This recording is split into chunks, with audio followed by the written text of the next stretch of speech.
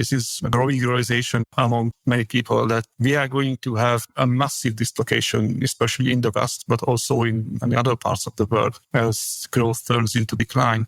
And the only question remains how the things will play out and where the tower will tilt. Because we are really just building a Jenga tower and pulling out pieces one by one, and then it becomes obvious that there are no more pieces to pull out. The tower will somehow collapse in one way or another.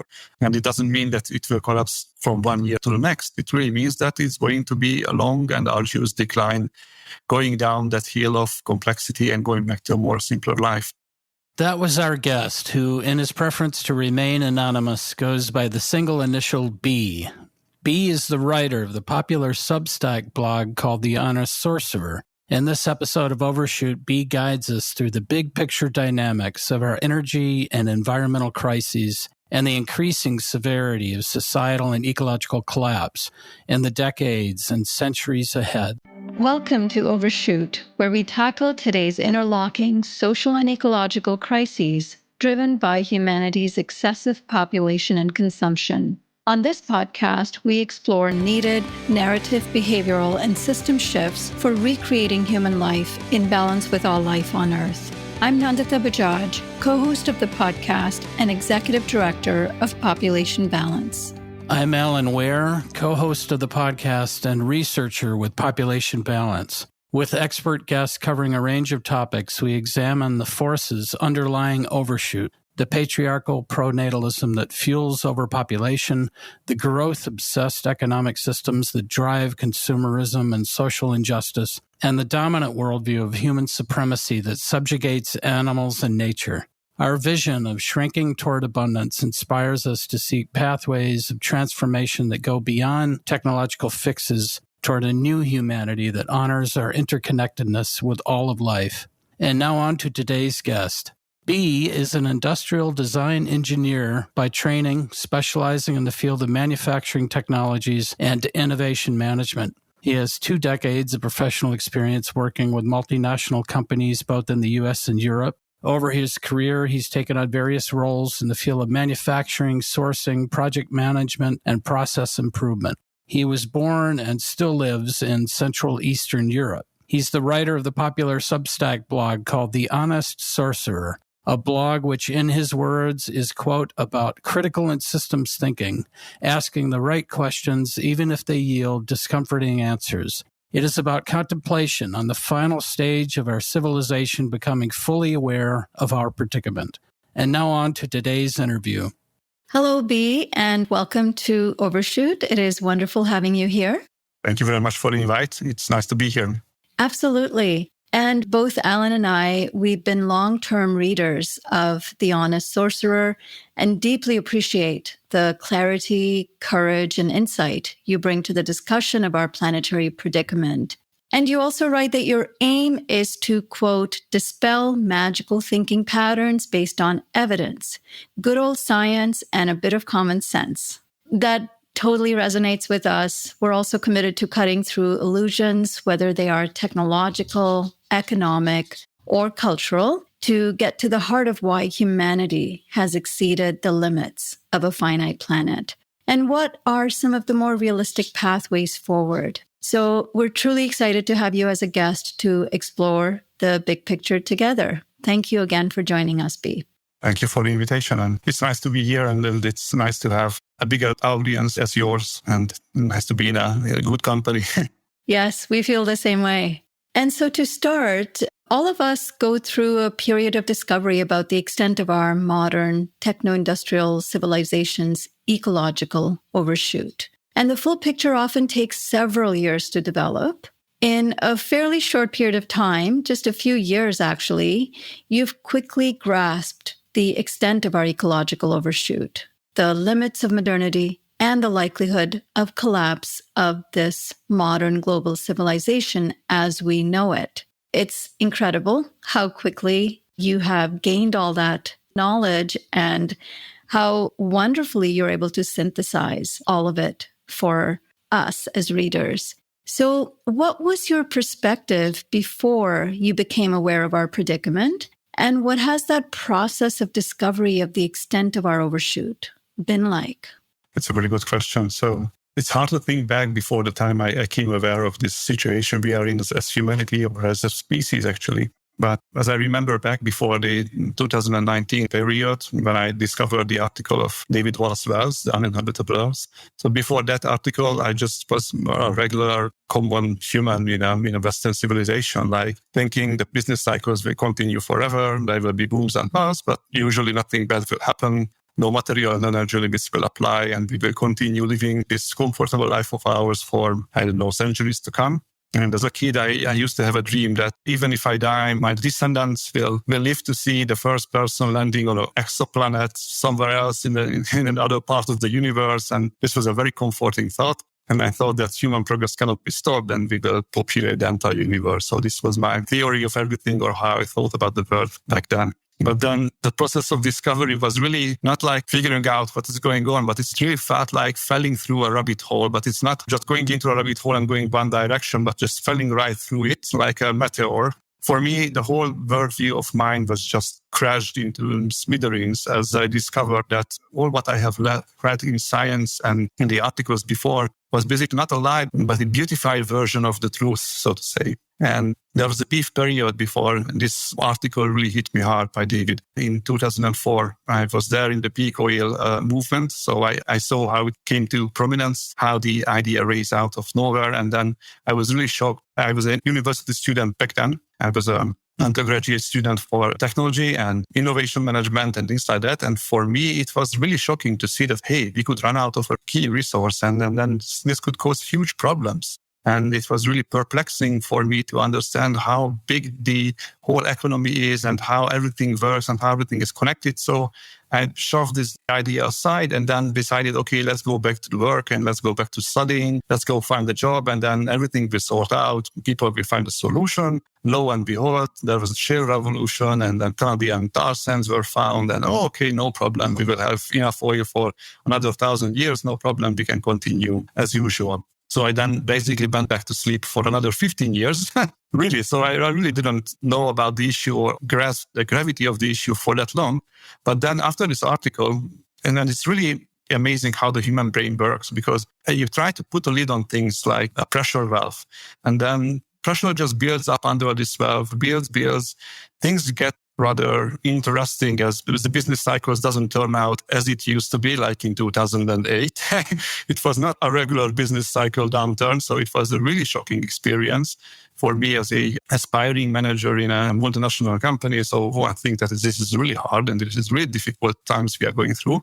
It's really not normal, but then I shoved it aside again. Okay, maybe it's just another business cycle.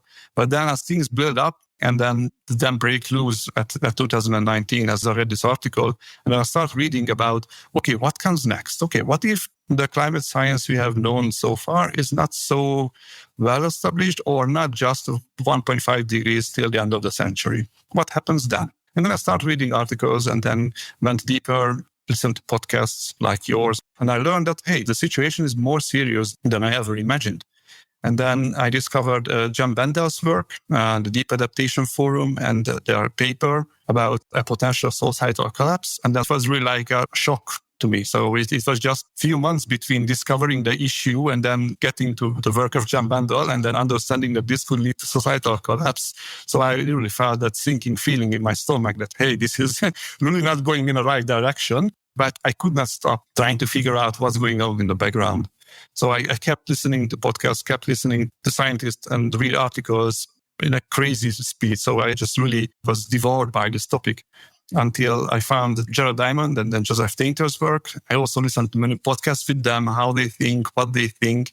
And then I realized that this is perfectly normal. This happens to societies all the time. We overshoot the limits of our environment and then fell into a black hole for a while and then recover after that. And this is what basically brought me to this point where I realized I have to somehow give it out and then speak about it, because this is something of a discovery for me. So this was not a usual experience, but everybody goes through as normal people. And as I talk to my friends about this topic, they all look at me in a very weird way that, hey, are you crazy or what's wrong with you? Nothing is going to collapse here and global warming will not kill anyone. So this was the type of feeling. And then this made me feel that I'm a kind of a weirdo who thinks that things could collapse and things could go very wrong. And then since I was rather lonely with this topic, I decided I need to have an outlet valve. I need to have something to ventilate, to give all this information which has accumulated during these 1 or 2 years, basically, to give out all that information. And then decided to start a blog and then started writing. And it was immediately felt like a huge relief that I am just off the burden. And this is why I decided to remain anonymous. I was not sure back then whether this is true or not, whether this makes sense or not, or can I make a good point on this topic or not. So it was really just an experiment for me at the beginning, but then it became a more serious hobby. And then actually it has become a key aspect of my life to investigate and understand what's going on in the background and then how the puzzle pieces fit together and how do we fit into this big picture of the end of modernity. Thank you for sharing that. That was quite a journey. And even though, you said you had these epiphanies a couple of times and then you decided to just kind of repress it and continue on with life as it was. I mean, I think so many of us can relate to those experiences. You look at how many forces there are at play in modernity that want us to believe in that narrative, to just convince us that everything will be okay and we are progressing. And like you, my background is in science and technology and engineering, and I was a hardcore believer of technological solutionism. And after I practiced engineering, I taught STEM courses for 10 years, and I felt like I was brainwashing a lot of young students about the promises in science and technology and getting us out of all sorts of crises and how space exploration was going to transform, our way of life, similar to some of the things you've shared. And I can't say that, my transformation happened as quickly as it did for you from like reading one article. It has taken many, many years of gathering the kind of insights and knowledge that you've gained in such a short period of time, which is truly impressive. And we are glad, and I'm sure so many of our readers, that you decided to find an outlet for your ideas and synthesizing of those ideas, because they are extremely helpful. And now that you've felt a little bit more validated, having found a community of people who read your stuff, are you finding, given the geopolitical situation, given where you live and the perspective that you hold, kind of a threat to the work that you're involved in? Is that one of the reasons why you feel that you have to remain anonymous? Well, recent events and recent turns of world politics made me believe that it was a very good idea to start as an anonymous site and then remain anonymous. Because the company I work for is a really respectable company, but it's really sticking to the old narrative that progress is going to last forever. We will have solar panels, hydrogen, whatever, and then we will continue growing forever and more. And then, as world politics turned out as it is, and geopolitics came into the picture, and I realized, and I did not just went against the narrative of technology, but I went against the narrative of the power structure, what we have today. And all the basic tenets we believe as a society about ourselves, especially in the West, is really in question today. And I felt like a little bit threatened questioning these narratives as a politically unacceptable way of communicating. Much of what I write is about the predicament, but also I have this vein for politics and then geopolitics, which I cannot suppress in myself, as the country which I live in has a really long history, and then it has a history of left and right, and right or wrong. Everything has happened to us. And then for me, it's not that clear-cut that we are on the good side and they are on the bad side. It can be the other way around. And then this really felt like, okay, maybe I'm just really not even popular, but even not acceptable as part of the society if I think and if I write these things as I write on my blog, especially in the war in Europe. So this is really not an acceptable version of the story, so to say. Yeah, you've mentioned your job provides you the money, and the money is what we all need in our money economy, since we don't really have the skills or the assets like land or anything else to get outside of the money economy. And Nandita and I are lucky to be doing this podcast where we can get paid to question the system.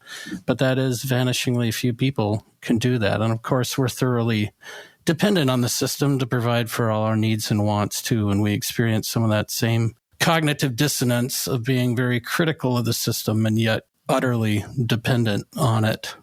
Yeah, it's basically the deepest form of cognitive dissonance, knowing that the system will end. And then this whole way of life will cease to work for a lot of us. But still, you don't know when it will end, how it will end, how fast it will end. It might last decades. So how do I know just right now, at the moment, that 10 years from now, we will be sitting here in a room, relatively safe, relatively well-fed, electricity, everything working? Maybe 20 years from now, there will be still electricity and still we will be working fine. So I was not prepared to leave the life behind because it's so not only uncertain, but so hard to define what is the timeline of this collapse and so on. So you have to find a way to live through the collapse and also not isolate yourself from society. Because if I choose to isolate myself, part one, my family will not support me at all. So I would be living alone in the hills somewhere. But part two is that really I will have no way of affecting how society works and how people will react. And I see people getting more open to this subject as things go not as was planned by your leaders or by anyone in society. So as the recent events in the past 5 years, from COVID to geopolitical situations to economic downturns, and people start to be open about this topic and start to realize, hey, these things are not going as fine as it used to, or as it was depicted by fantasy films that we will live forever and then we will find a way. It slowly turns into a dystopia and slowly turns into something very different than what we imagined. And this is the moment when people become open to questions and then become open to other perspectives than the techno-utopist narrative. Yeah, thinkers like you and your blog opened my mind to the extent to which the primary narrative of progress, technological and social, was breaking down over the past 15 years. And a key part of your argument is that modern techno-industrial civilization is likely to lose much of its complexity in the coming years and decades and undergo a collapse process towards a greater simplification in the coming decades or even centuries. And central to that argument is the critical role that you give to energy and materials and their role in supporting this civilizational complexity. And the fact that the extraction of those energy materials faces diminishing returns on the investment of that extraction over time. And you're deeply skeptical of the idea that technology can be used to just overcome the problems with resource depletion and environmental pollution from those energy and materials. So why is energy and materials so fundamental to your argument, and why are diminishing returns so crucial to understanding our predicament? Yeah, it's a very good question because so many of us just see one tiny slice of the entire supply chain of raw materials, energy, and everything. Even if I work for a multinational company, the colleagues who I work with, I see only a tiny slice of the whole process. So they do not see the mines, they do not see the foundries and the smelters, glowing smoke in the sky and then smelting metals, which then will be turned into clean and nice products and electronics and other components. They just see that they design a component, a part, a vehicle component, for example, and then it just somehow magically appears in the factory pre-assembled. Then it will go through some final assembly and then out to the customer. This is the only thing they see. And it's very important to understand that it's really not that simple. So the energy is really what drives us all and drives the whole economy. And it used to drive it from the ancient times even. So even when we were hunter-gatherers, we were hunting for energy. We had to get calories to continue hunting. And if we have less calories than it required to continue foraging, then we would starve to death. So that's simple. And the same goes for the modern economy. We have to have energy to continue what we do as an economy. And money is really just a claim on energy. So if you take a simple example, if I receive $1 for my work, and then I go to the bakery to buy a loaf of bread, for example, then I pay this dollar bill to the baker so that he can buy energy. He can buy the natural gas or electricity to bake that bread and also pay for his labor and also pay for his raw material requirements, which then goes back to the field where the wheat was grown, where, for example, tractors and combine harvesters burning diesel work all day and all night to harvest the wheat and then mill it into flour and then get it to the baker's shop. So there is a whole chain of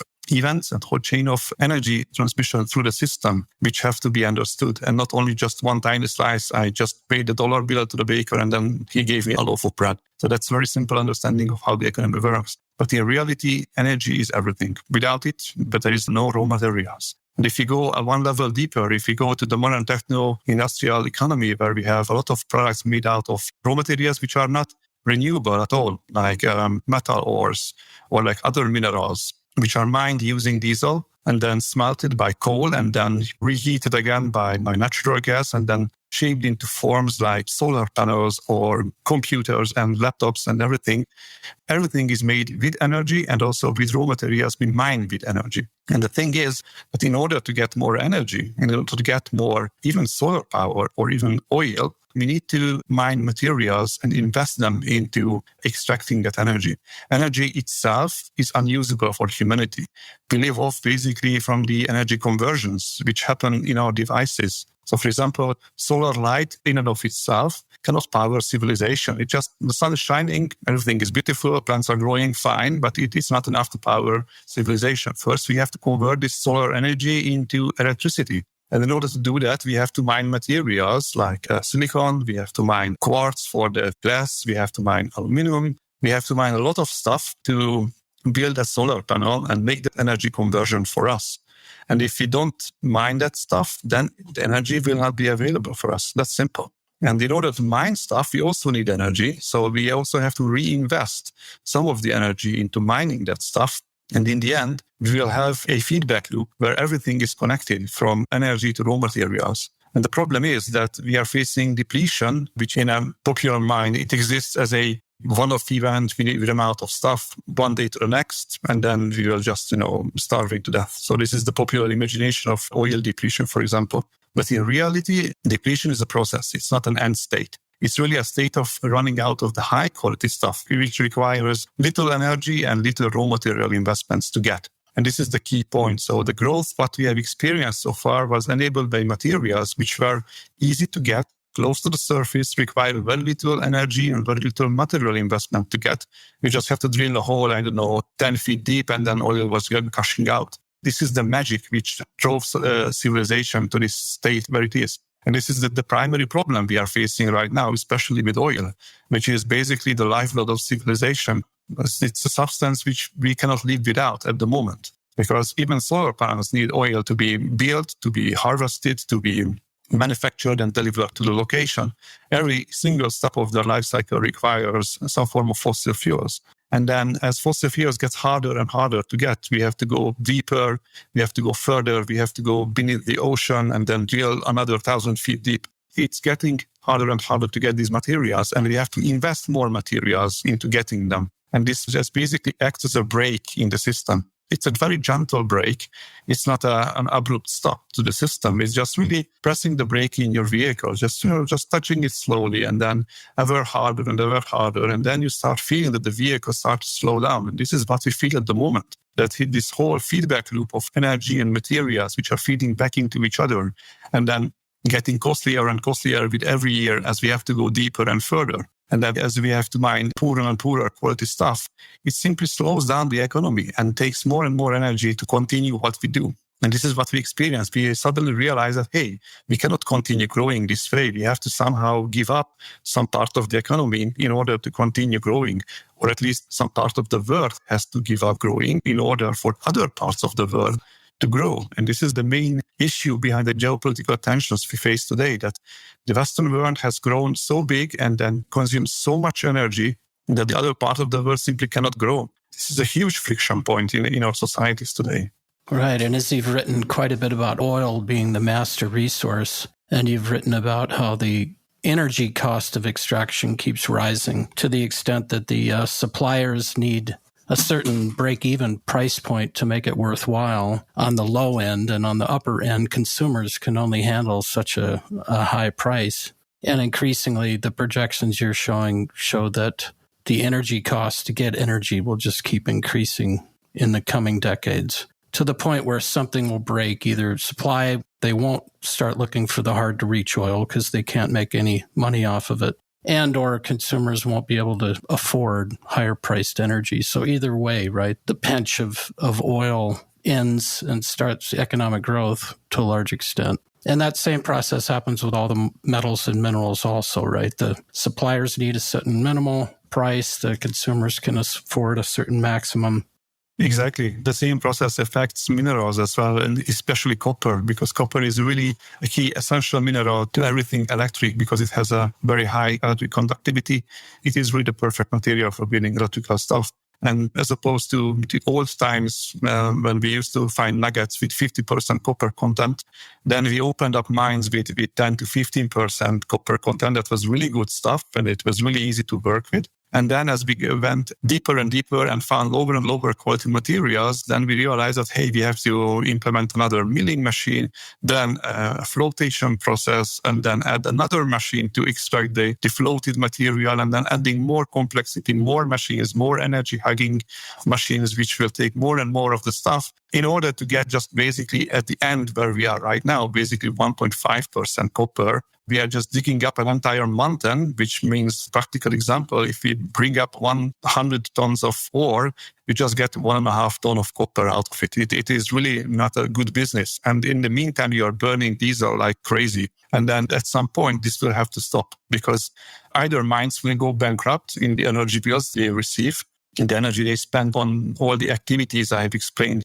or they go bankrupt based on the upfront investment cost because they have to dig really deep and dig a huge hole in the ground and then dig out the stuff from the bottom of the hole and then put all that rock away into somewhere else and then leave a toxic pond behind. So this is really not a process which can be sustained for much too long. Right. And the whole renewable energy relying a lot on copper as the major electricity conductive material. And I've heard estimates that we need to basically double the amount of copper that's ever been mined throughout all of human history by 2050 if we wanted to fully electrify the economy. So there's a lot of the technologists would hope that renewable energy can pull us out of this diminishing returns of energy and materials. But as we know, these renewables are rebuildables. You know, the solar panels and the wind turbines have to be replaced constantly and maintained. And as you've probably written about, Vaclav Smil writing about the fossil fuels needed for plastics, fertilizer, steel, and cement, that these are 4 fundamental kind of pillar materials of modern civilization that are very hard to replace or to continue without fossil fuels.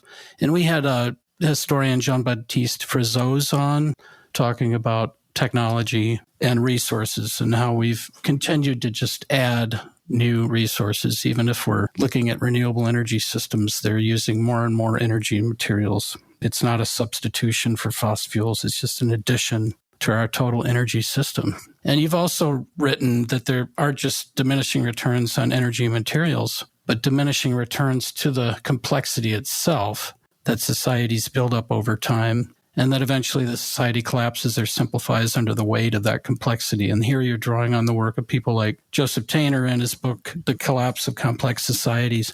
How would you summarize that general historical pattern of how societies both grow more complex over time and then how they collapse or simplify under the weight of all that complexity?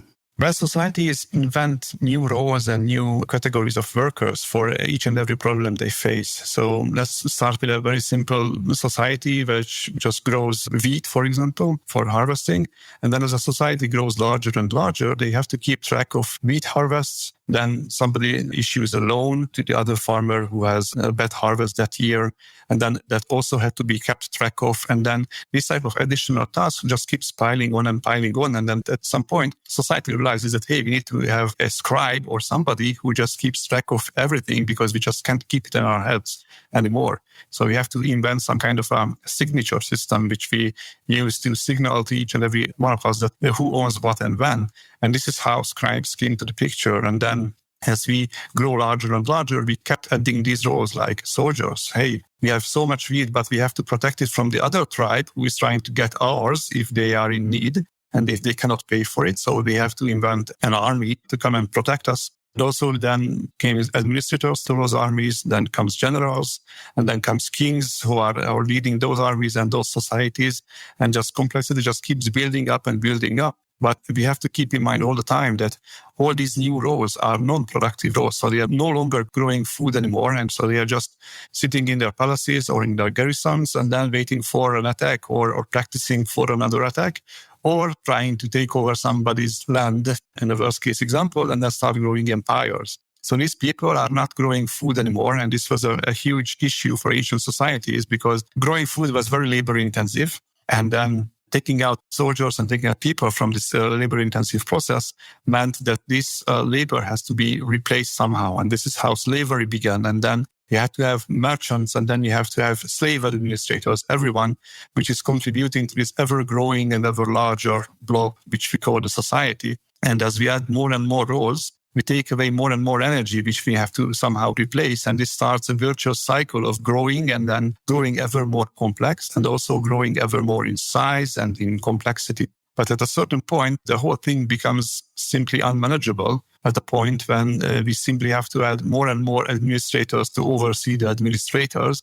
And the whole thing becomes so unproductive that adding a new layer of administrators starts to generate a negative benefit. And I think that we can all associate that process with what goes on in the universities, where more and more administrators are added on top of administrators. And then back in the day when 100 students can be administered by 3 administrators, now we have 18 administrators administrating 100 students. So this process has its own limits, as the revenue generating capacity of universities or even societies has a limit. It's limited by the land, limited by the labor available, limited by resources available, because these old societies also used resources like copper and tin and other metals, which they used to build tools from and weapons from. And as they run out of resources and they outgrow the land they live in, and then face difficulties maintaining that complexity, they simply collapse. But that's not a one-day event, just one day to the next day decide, okay, that's time to give up and then let's die and lay flat and collapse.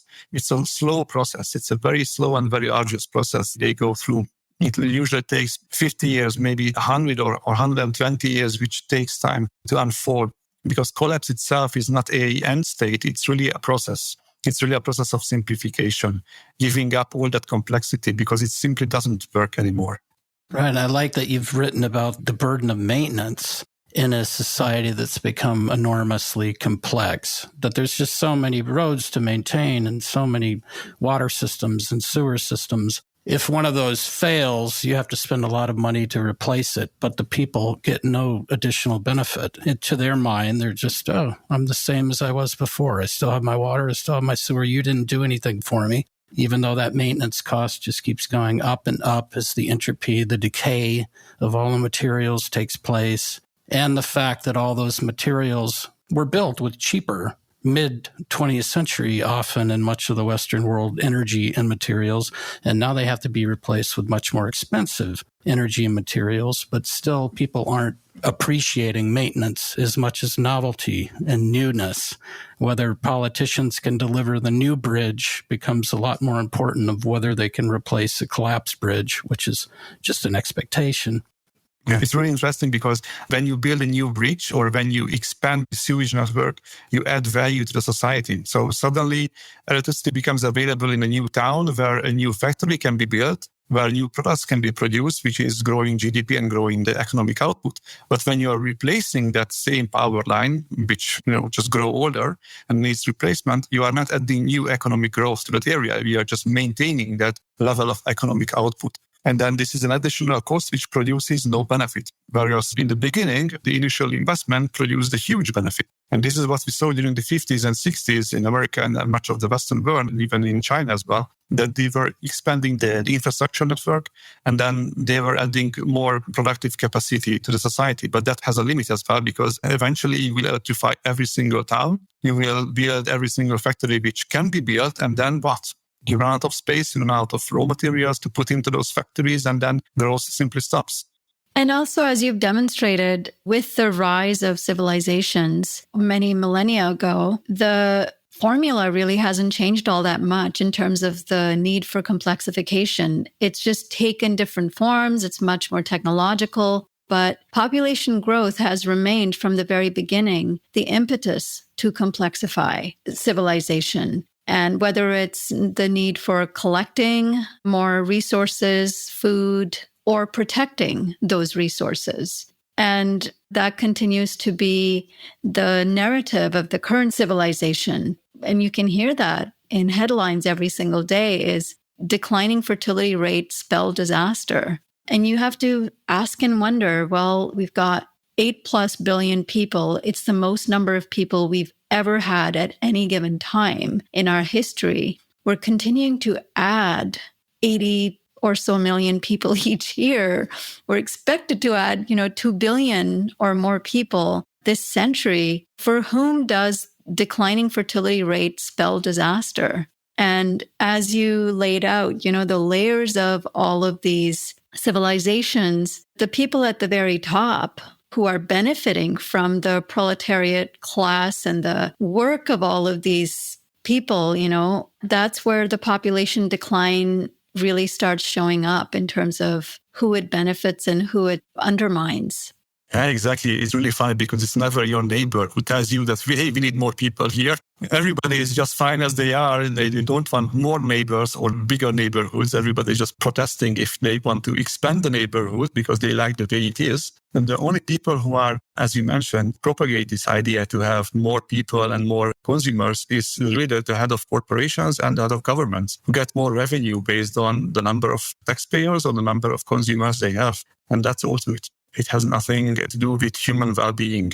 It's not that we need 8 billion of us around us to feel good. We could feel just as fine with much fewer people. And I'm not saying that we should reduce the number of people. It's just really a natural process, as you have mentioned, that the falling fertility rate is a basic human response or a natural human response to this overpopulation that we are experiencing right now. This outcrowdedness and this really worsening economic situation which we face because of the end of growth, because we have reached the limits of growth. Everybody feels that, hey, the situation is getting worse and worse every day and every year. And then they decide, okay, let's postpone the start of the family or let's have just one fewer kid. So that's not a one day to the next process, as everybody imagines that, when the economic collapse is done, everybody just dies off. It's really a very slow process and we are witnessing it. So it's really privileged to be in a place where we see the turning point from growth to contraction and to see how societies really end. Right. There's all this focus on innovation. More people is more innovation, but there seems to be a pretty stunted level of development in terms of our cognitive capacity to think of innovation in how to embrace a turning point in our civilization, to think beyond growth and acknowledge that this has happened before. And we are in that same stage now as previous civilizations. And how do we imagine different ways of being? But the innovation focuses almost entirely on how to maintain it, a suicidal civilization that we're in the middle of. And it just seems completely counterintuitive. It's really the ratchet effect where you just keep building higher and higher and higher and you can't give up. Civilization collapse not because they have to collapse, but because people cannot give up their way of life, really. You just simply cannot let go that, hey, things used to grow for so many decades or so many years. It just can't happen to me. I'm not willing to accept that we are going to enter a long decline. It's impossible. I will rather just dig in my heels and then continue innovating just to keep the stuff going a day further. And this is every one of us. It's not just the politicians and the big leaders, but it's really every people going into work deciding, hey, this day is going to be the next day, which I'm going to collect more money and then have a bigger house or have a bigger car and then just keep working towards that goal and not willing to give up their dreams and not willing to give up their desires. And the one thing that people do not realize that technology itself is the cause of collapse. And it's the cause of overshoot and cause of basically everything bad because nobody sets out, start innovating that, hey, I'm going to use this innovation to destroy the world. They just want to make things better or they just want to have a better steam engine and I want to have a faster car and plane which flies higher. It's a normal human desire to be better at what we are doing. But we forget about those inadvertent side effects like CO2 emissions or algal blooms when it comes to mechanized agriculture and fertilizer use, or the many other side effects of technology, which then requires another round of innovation to overcome. And this is where we face the depletion of resources as well, because this is also another hurdle which we do not think about, because we always imagine that, hey, resources will be always available. They are infinite. We have a huge earth, which has a lot of raw materials inside. We just have to go and get them. But we haven't calculated the necessary energy, necessary raw materials which are needed to invest to get those materials. And somehow we feel reluctant to face that reality. And then we are not willing to solve these issues and just kicking the can further down the road. We're going into debt. We are opening that another mine, even if we know that it is going to be of poorer quality, even if we know it's going to cause more harm to nature than the previous one. Anyway, we will open that because we need more raw materials. We need to mine more copper. We need to mine more aluminum, bauxite, whatever. We just can't stop going because we are afraid of losing what we have. We're just afraid of losing our status as a nation, as a company, as a human being, whatever, because we are not keeping up with the rest of the bunch. So we are just afraid of falling behind and then just keep on mining and doing and doing. But as we innovate, we just face hurdles, which are just mounting up pollution, mounting up energy requirements of mining, mounting up difficulties with solving technical problems, and even complexity itself. Our products become so complex that no one really understands how a computer works anymore. There are people who understand how the processor works or how the memory module works, but no one really understands how the whole system works, and no one can design out of his head a computer. So no one can sit out and, okay, I design a computer from day one to the day next. They need a bunch of people. And this is what the people simply do not realize, that technology itself and innovation itself is running into diminishing returns. And we have mentioned Tainter earlier in this discussion, that he and his team found an interesting pattern in technological innovation. As they examined the number of people who are on the same patent, they realized that more and more inventors needed to file a patent. And this number kept growing and growing. So if you just think back 100 years or more, we just needed one bell to invent a telephone. But how many people are needed today to make another innovation on that telephone and then add another feature to that telephone? We just need tens, if not hundreds of people to file another patent. China alone produces 1.7 million graduates a year in STEM and sciences. They are simply circumventing this diminishing returns problem when it comes to innovation by adding sheer numbers. So they are just pouring in a huge number of engineers into every problem, and they are making progress. So they are making progress in fusion technology and battery technology, everything, but they too have a limited resource like human capital. Even the Chinese population stopped growing 1 or 2 years ago, and they are now in decline. So they will not be able to continue innovating by adding more and more engineers and more STEM graduates. And I appreciate that you mentioned the diminishing returns of knowledge and technology as we see the frontier of knowledge gets harder to reach. And now AI might be attempted to increase labor productivity, but of course, all the energetic and material demands of AI are increasing exponentially. And the desirability of an AI future is very suspect to the extent that de-skills a lot of humans in our cognitive work, creative work. It creates less connection, potentially socially, less connection with nature. So it becomes quite a dystopian view of technology. It seems to be ascendant. It keeps people in line. The same thing is going on, as I have seen with manual labor in a factory. The same thing goes on with mental labor, which is really affected by this AI revolution. They fear for their jobs, and they're really afraid that, hey, AI will take away my job. I will be not necessary anymore because AI will design a product instead of me, or AI will do the accounting instead of me. And I'm afraid I don't want to lose my job, so I will take on more tasks or accept no salary increase this year. So this is basically a tool to make people more cooperative. To squeeze more out of them with very little benefit for them. And just use it as a stick. Instead of a carrot, it is used as a stick. Hey, I will replace you with AI if you are not doing your job well enough. You've also written some interesting essays on the nature of technology and that we need to focus our time and energy on supporting living things that can regenerate, not on building more megatons of the dead metals and minerals found in non-regenerative technologies. How would you describe the difference between regenerative and degenerative technologies? Well, regenerative technologies is what we used to have 200 years ago. So everything was built out of wood, clay, stones, really village life, where most of the people lived in rural areas. Houses were built out of wood, built out of clay, built out of materials which are available locally. One of the benefits of using living materials is that they regenerate themselves naturally. So if you are taking care of your forest, it will give you wood for hundreds of years. If you are composting your waste, your food waste, or even if your house is demolished by an earthquake, you can compost it because it's made out of natural materials. Nothing gets lost, nothing is wasted. As opposed to modern work, where we have a huge reliance on supply chains, which supply us with exotic materials out of the other end of the planet, and which we don't even realize that most of the copper is coming from Chile, for example. And then it's just 8,000 miles away. And if there is no shipping connection to Chile anymore, then what happens? Then we have no more copper and we cannot replace the wiring in the house.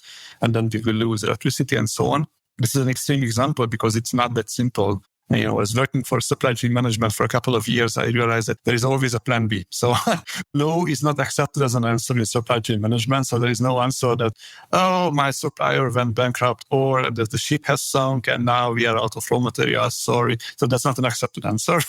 You have to find a way around, and then you will find a supplier in Cambodia or whatever, and then you will get that raw material no matter how. So I'm not that afraid that things will just break down one day to the next, and then connection will be lost to, I don't know, South America and things like that. So you will require a meteor strike to have that kind of impact. These regular impacts, what we have, this is no small things like COVID or like the war we have, they are having a huge impact, but they are not stopping the machine. They are forcing the machine to adapt. And this is why I mentioned that we are living in this self-adaptive system, which will simply adapt to this changing situation.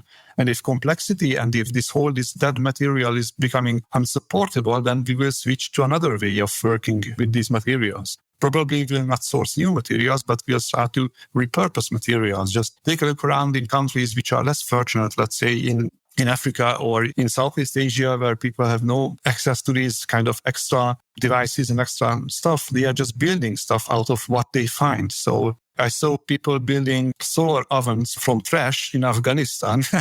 They're building wonderful devices out of trash. They are wonderfully ingenuitive. So if I have to place my hope, I place it in human ingenuity that we will find another way. So there is no way that we will give up and then lay flat and accept collapse.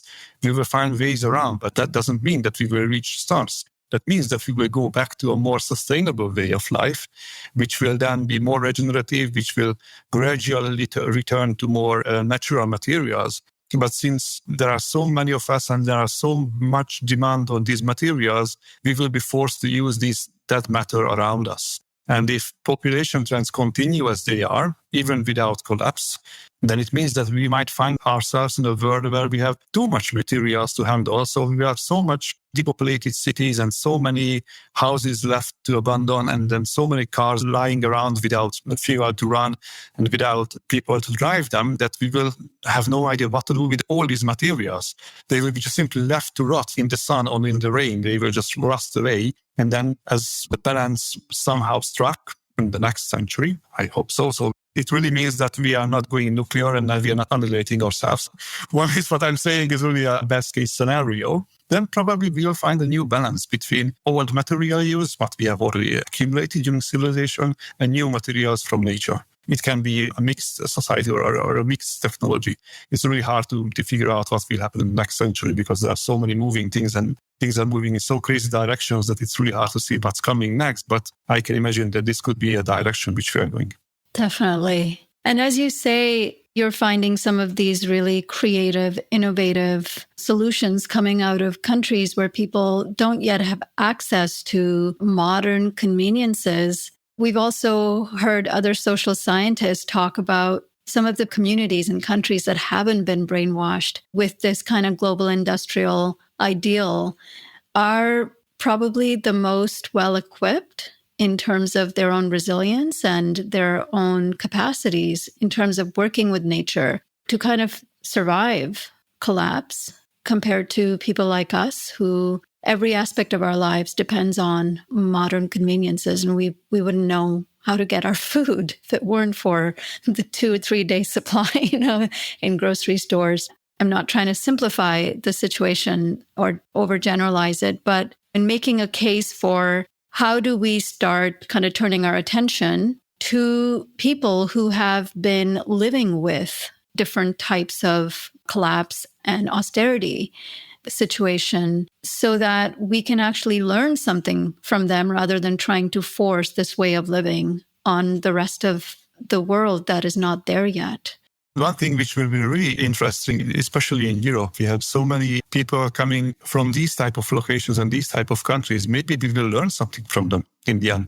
Currently in Europe, we load these people that, hey, they are coming in to take our wealth. But in the end, let's say 50 years from now, we might be grateful that they come and teach how to grow food in our backyards because they still know how to do this. So in today's increasingly turbulent world, the management concept that you've written about called VUCA, which stands for volatility, uncertainty, complexity, and ambiguity, feels more and more like our daily reality. And from your perspective, how do these VUCA dynamics show up in our interconnected systems, particularly when we have political instability, economic disruption, the physical resource constraints, kind of all reinforcing each other in different feedback loops? And how does that affect our ability to maintain social cohesion, shared understanding politically and socially?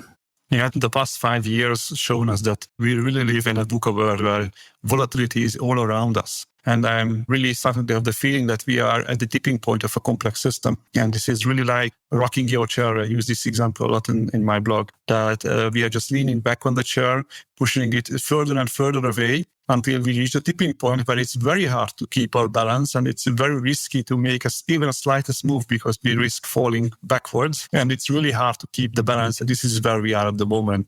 Even a small move can make a huge change. Yet still, the world is progressing in this direction and is really somehow unable to stop it because it has a moment of its own. And I think that some of the people in ancient times also realized this. And then they also had similar feelings about the turn of the Roman Empire, for example, or the Mayan civilization. There was a turning point in their times. And I'm sure they also discovered that, hey, this is not going in the right direction. And probably we were going to contract from this point on. And that's normal. And they died knowing that contraction will continue for the next generation and the generation after and after.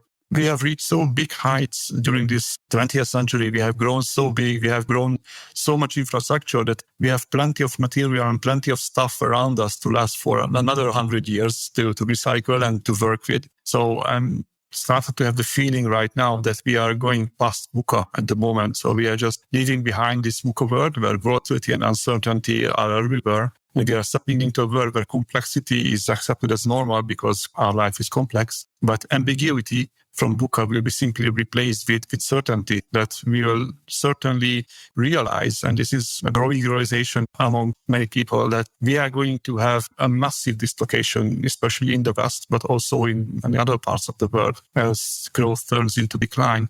And the only question remains how the things will play out and where the tower will tilt. Because we are really just building a Jenga tower and pulling out pieces one by one, and then it becomes obvious that there are no more pieces to pull out. The tower will somehow collapse in one way or another.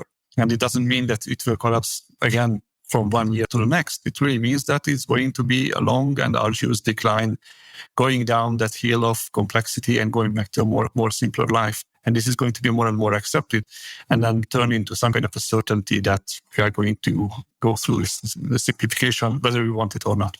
Right. The V in VUCA, the volatility, I've sometimes thought of it as the initial conditions of the system. The two events have very different outcomes, more than they used to. Say the difference between Harris and Trump getting elected in the U.S. That event had very different outcomes, much greater than George H.W. Bush and Bill Clinton or any number of other presidential elections. That affects the next event. Maybe the 2026 congressional elections have a wider distribution, and that's how the system can become set in a very different place in a pretty short amount of time because each of those events have such different initial conditions they set for the next set of events. It feels like we're living definitely in the U.S. context. And I think the uncertainty, ambiguity, complexity that you mentioned, we're definitely feeling that. And a common response, people wanting greater certainty, that could be the rise of populist leaders, typically right-wing, but at that kind of more of a demagoguery, a simplifying of the complexity is a temptation to people to turn to in a VUCA kind of world. Yeah, this is the type of certainty I'm afraid of, that people will be certain that, hey, this out-group or that out-group is responsible for collapse or responsible for the malaise we are in. And then we have to hate them or we have to go war against them. And this is already playing out without threatening or without voting for demagogues. Even normal politicians are turning into these type of monsters, picking up art groups or picking up another country and blaming everything on that country and projecting all the bad decisions they made in the past on that country and then trying to force everybody into a war. And this is really a dystopian situation. And I really don't like to be in this situation at all. And on that topic too, you've spoken about the value or not of political action. And we see, a primary avenue for avoiding a more painful collapse scenario would be to work collectively in order to soften the decline, ease the suffering, and share the pain more equitably.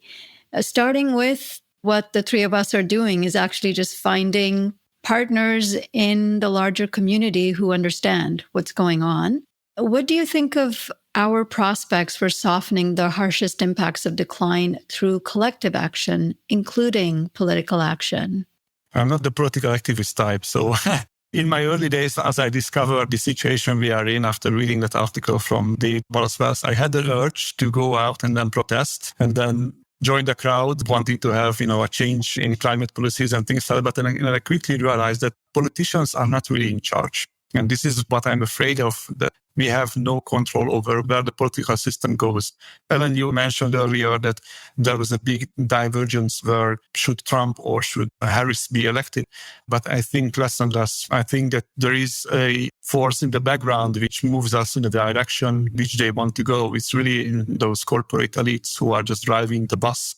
And it's not the bus driver. The bus driver is really just sitting there knowing not where he's going or what he's doing. Sometimes they just get hints from the people behind and then he seems to be driving the bus, but it's really not him. I'm afraid if we are making a political rebellion out of this, we will be squashed like a bug because the people behind the bus driver doesn't want to change direction. They want to go into that city no matter what.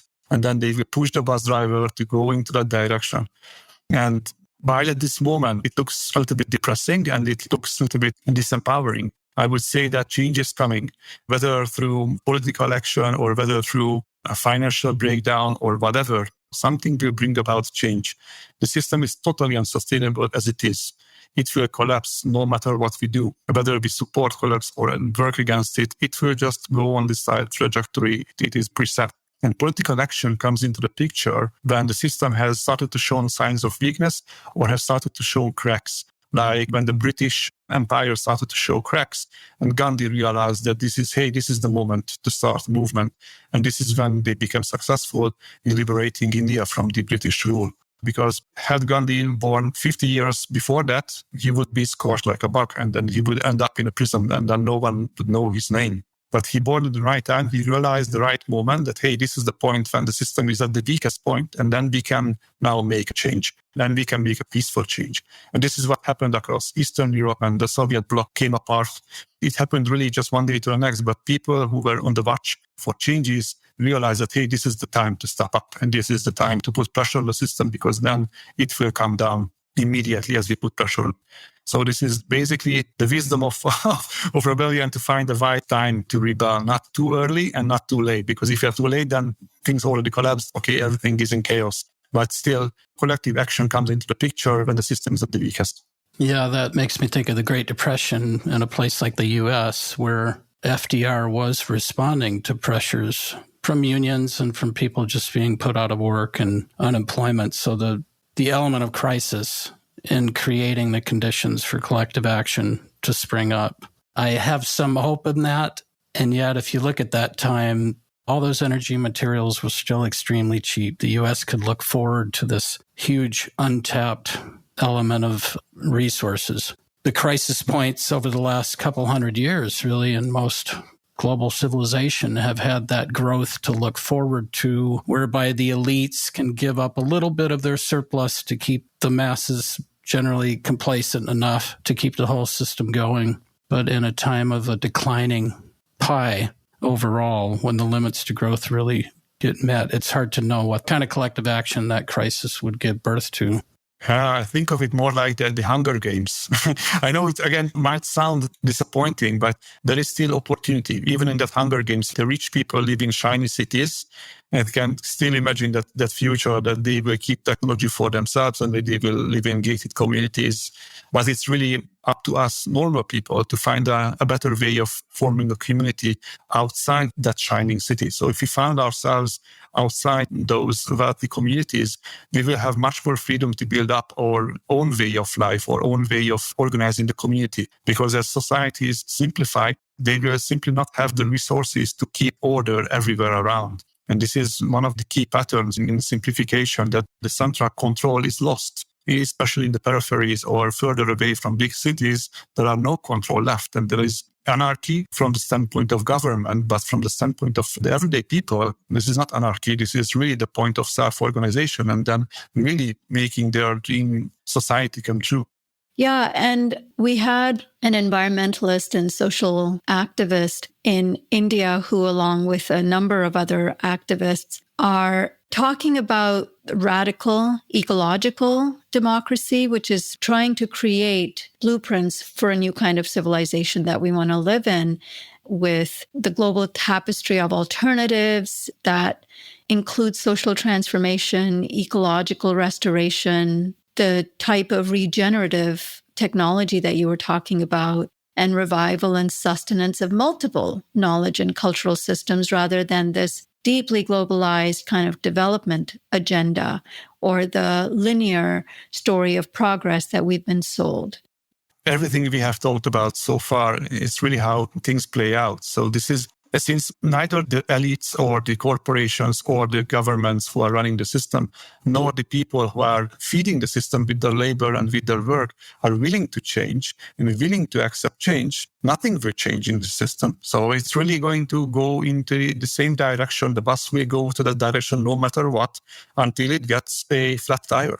And this is where the people will hop off the bus and then see, hey, then we were going in the wrong direction all the way, and let's go on foot. And then they will take a totally different direction. So this is, again, what I mentioned, this is the Gandhi moment, when the system somehow stops because of a financial crash, political crisis, war, whatever. Then people suddenly realize that, hey, we can do it in a totally different way. And as we have seen after the great financial crash in 2008, many people, especially in Greece, which was really hard hit by this crisis, they started to develop their own currencies and started to use their own currencies in different cities and started to develop new social hierarchies and new social systems. But then they were reined back in, and then they put back into the bus, back into the old system. But as soon as the old system fell apart, alternatives started to grow up like sprouts in the spring. Yeah, similar to Cuba after it lost its Soviet subsidy. They lost a lot of weight, and I'm sure that wasn't fun. And at first, it was very hard for them to figure out how to survive. But they started a lot of community gardening and a lot of mutual aid. So people are innovative and can find their paths when the central authorities go down, which brings us to a question about how you think the collapse of modern techno-industrial civilization might play out. You've referred to at some point, the central government fails, whether that's printing money, sending you checks to buy your food to survive. At some point, there's a financial moment, I would imagine, right, that comes out. But how do you imagine it playing out? That's the $1 million question. So I always try to put out some scenarios, but I never say that this is going to be the way how things play out. It's really hard to predict because, as you mentioned, there are so many input parameters. Things go in so different directions that it's impossible to know how things will play out or how long modernity can stay as is. It can be 10 years, 20 years, or maybe next year it will just simply collapse because of the financial burden will be just too great to bear. So it's really hard to tell. But what I can see is coming is that it will not play out as the movies depict it. So not in a big zombie apocalypse where everybody at each other's throat or, just trying to find food in the wasteland. I don't think that this is how collapse will play out. I rather think that collapse will be a very long and very slow process with a lot of pain also, because it's going to involve a lot of loss, a loss of nature, because we will burn wood for firewood. So we will burn forests, deplete soils even more as we try to find another ways to grow food. So this is going to be a lot of hardship. These hardships will arise day by day, year by year. And then might be periods where there will be some kind of a revival, where things go again in the right direction. Maybe a new government comes into the picture. Maybe the old government structure altogether collapses, but then a new government is raised to power through a different ideology or through a different type of leader. And then they start to rebuild things, and then things start to look again good. But then that government also collapses. And this is going to be this stepwise process where we have a small collapse in the beginning, and then some kind of a revival, and then a collapse again, and then a deeper collapse again, and then some bigger revivals. So this type of a undulating path downhill, which doesn't know where the next turn will take you. And also, then we will have climate change in the process playing into the picture with ever hotter summers and ever drier seasons, which produce more difficulties for growing food. So a lot of difficulties will come into the picture, which can throw a spanner into the system, and then will force it to adopt in a different way. And I mean, the system is not just democracy itself or the liberal democracy what we have, but human societies together, as they work together, as they try to survive, or as they try to thrive even in these harsh conditions. So it can be happening that some part of the world will keep growing and then will keep experiencing better living conditions, while other parts of the world will just simply sunk into a deep economic depression, what we have seen in the 1930s, while other parts will, just try to survive as they is. And then they will keep the governance structure because they somehow managed to go on this fine balance and then find a way between expenses and incomes. Maybe it's really hard to tell. But it's going to be a very uneven process, that's for sure, and it's going to be very unevenly distributed. Yeah, as you've mentioned, countries like Lebanon or Libya, Gaza, so many places are already in a form of collapse with a whole lot of suffering. And I agree with what you've written, too, that you say there will be just one overarching goal remaining as this process of a stair-step decline goes down, and that goal will be security. People will want physical, psychological security on the other side of that. And that's scary to some extent. They could turn towards right-wing authoritarians for that security, for certainty. But there is also a silver lining of mutual aid at a local level to really looking at when the central authorities fail and their ability to provide for you in those larger central systems. People do get to know their neighbors, they get to know their local communities and how to help each other out. Collapse is in the eye of the beholder. So it really depends on where you are at the moment and how you look at things. So, for example, for a government or for a corporation, collapse will be terrible because they will lose their status, they will lose their revenue, they will lose their income, their privileges, everything. But from a very poor people, for example, or very poor regions which were subjugated so far, it might be Liberation Day. We really cannot say. Right. The loss aversion that we have to losing things that we might overvalue just because we have them and we've habituated to these conveniences or whatever, and losing them actually wouldn't be the end of the world. You've probably written about how a lot of the areas of the Roman Empire, when they lost Rome, were actually quite relieved to not be under Roman rule anymore. The taxation was not nearly as onerous. The new barbarian rulers were much more relaxed about a lot of things. And yet some of them might have thought before Rome lost that would have been an awful event, and it wasn't.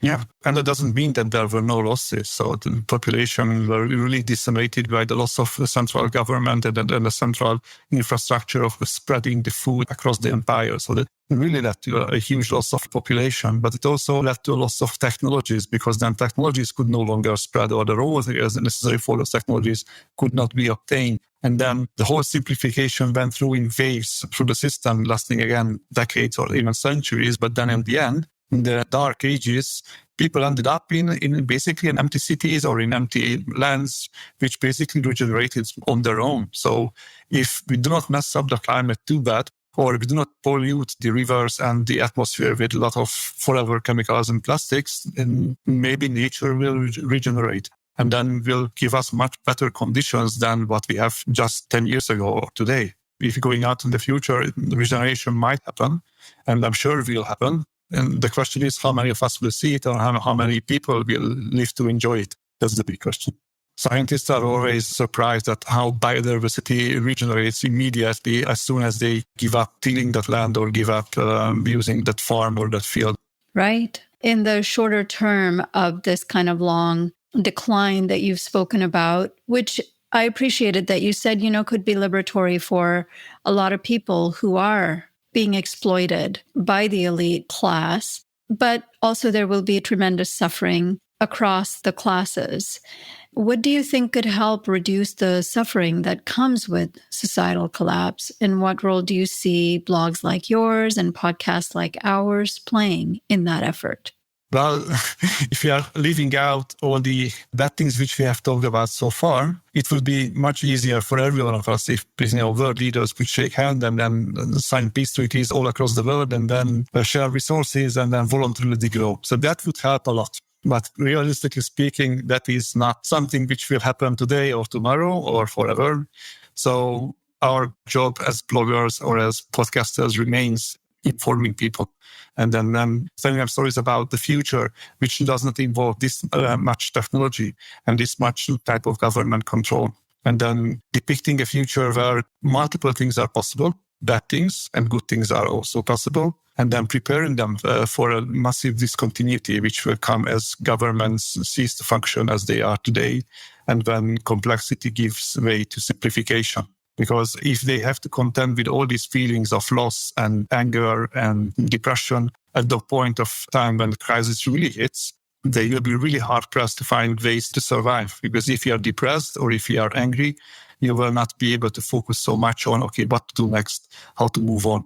If you go through these feelings beforehand, and this is the mental preparation part, then you are much better equipped. Even you have ideas what to do next. Even if you are not doing anything actually preparing. So even if you are living in a flat, in a big high-rise building in the middle of the city, but you are aware of these things are going on and you are trying to build up skills, even be it repair skills or whatever traits which might be necessary for a survival in a less complex society, then it might come as useful for you. Versus the other person in your neighborhood, for example, who worked his entire life for big multinational companies in the accounting department and think that everything is going to last forever and more, then he or she will be shocked to death that, hey, the system has collapsed, the company has been bankrupt, my government has been bankrupt too. What to do? I cannot access my money in the bank and so on and so forth. And then there will be panic and then confusion.